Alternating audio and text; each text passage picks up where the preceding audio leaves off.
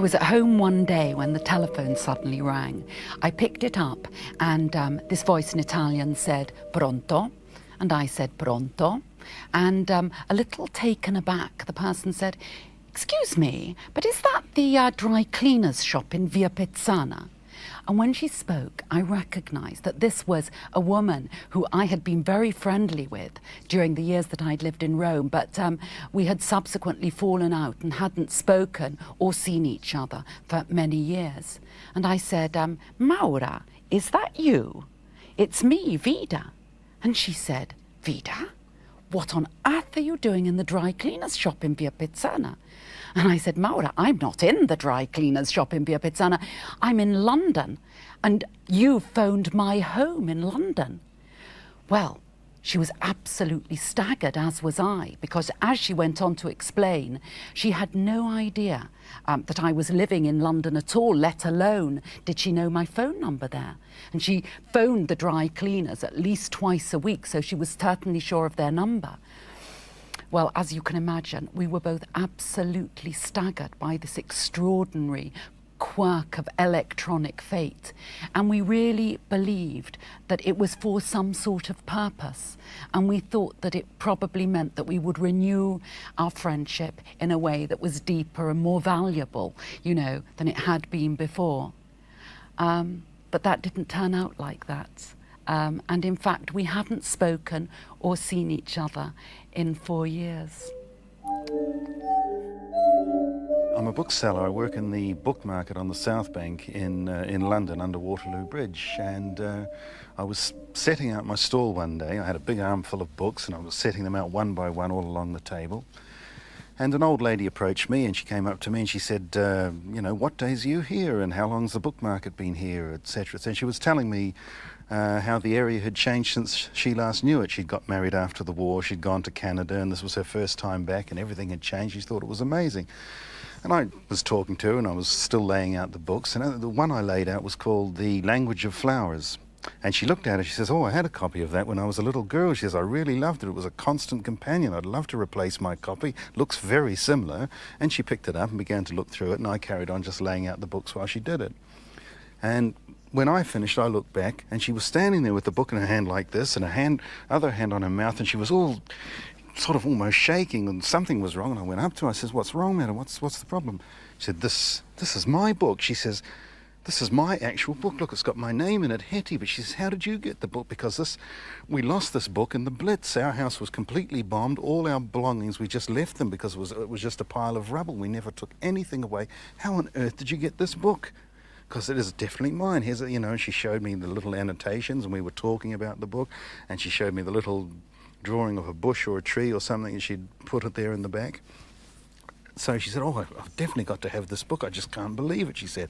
So she pulled out a purse and was going to pay me. I said, "Oh no, please." I said, "Look, honestly, I couldn't take that. Please accept it as a gift from a bookseller because it's a wonderful story. I could die on this." I was playing George III in The Madness of George III by Alan Bennett at the Theatre Royal York about 5 months ago. In the play, George III is treated for his insanity by a doctor called Dr. Willis. Just before curtain's about to go up, I start to get these chest pains and have a lot of difficulty with my breathing. So the cry goes around the theatre, "Is there a doctor in the house?" Well, they managed to find one, get him up to the dressing room. He checks me out, pronounces me fighting fit, and I go on, give the performance, no problems. Later, I'm talking to this chap in the bar, ask him his name. He says, "My name's Willis, Dr. Willis." I think, hang on a minute, that's the name of the guy in the play. That's not all, he says. I am actually the great-great-great-grandson of the original Dr. Willis who treated George III in 1788. About 5 years ago, my mother moved to a new house in the country, and in the garden there was a barn which was going to be demolished, and it was full. The chap who used to live there was a builder, and the barn was full of bits of old wood and tools and lots of wood chippings on the floor. And we're basically having to clear the whole place out, burn it, and before it could be demolished. And the garden was a mess too. We had a big bonfire at the end of the garden, and I'd taken a barrow load of stuff, chippings from the floor.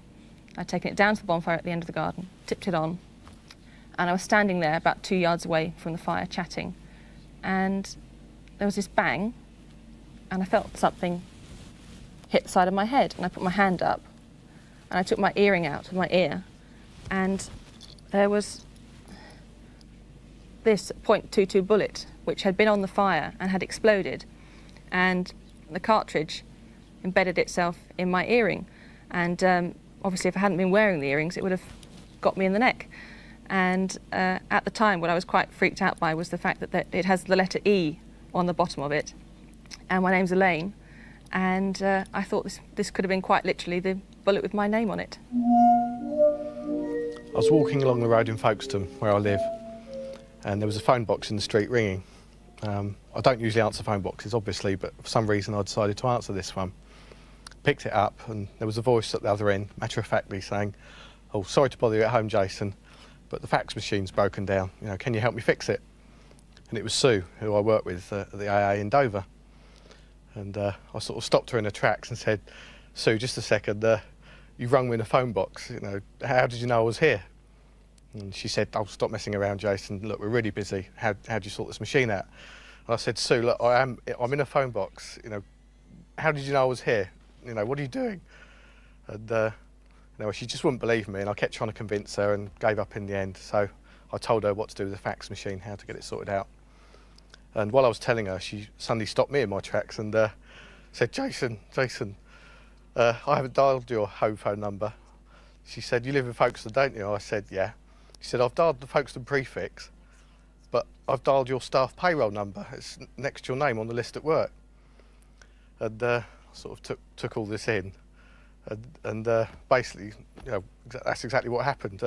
She dialed my staff payroll number, and my staff payroll number just happened to be the exact same number of this phone box that I happened to be walking past. I was on a train coming back from a day's shopping and looking forward very much to having a cigarette. I lit a cigarette, and just as I did so, in came a pile of Italian students who objected very strongly to the smoke and started to waft their arms about and cough.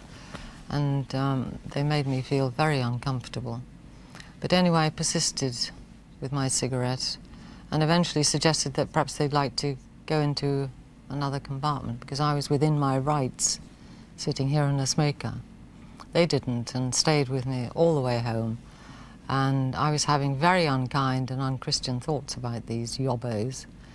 And when I got home, I thought, I'm so upset now, I'm probably not going to sleep. But I did. And shortly afterwards, I was awakened by flashing lights. I got up, pulled the curtains back, and found that the lights were coming from a fire engine. And the fire was in the house opposite. And I think it must have been at that moment that the fire brigade knocked at the door, and lo and behold, who should come out of this house but my students from the train. And I was very surprised, and I think at the same time slightly delighted that they too had been affected.